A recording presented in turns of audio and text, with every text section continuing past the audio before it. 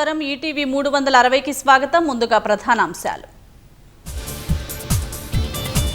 group 1 పరీక్షల వివాదాన్ని రాజకీయం చేయొద్దు ఆరోపణల్ని నిరూపించాలన్న ర్యాంకర్ల తల్లిదండ్రులు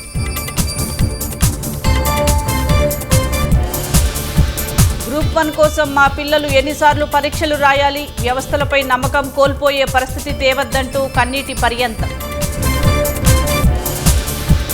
హైదరాబాద్ నాలాల్లో గల్లంతైన ముగ్గురి కోసం ముమ్మర గాలింపు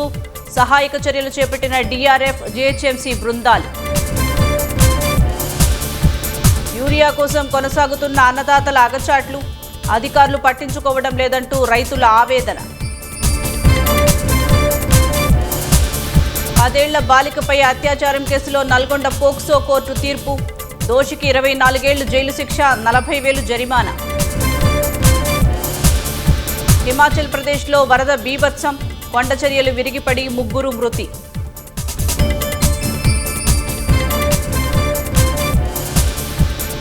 డెహ్రాడూన్లో మెరుపు వరదలకు పలువురు గల్లంతు నీట మునిగిన తపకేశ్వర్ మహాదేవ్ ఆలయం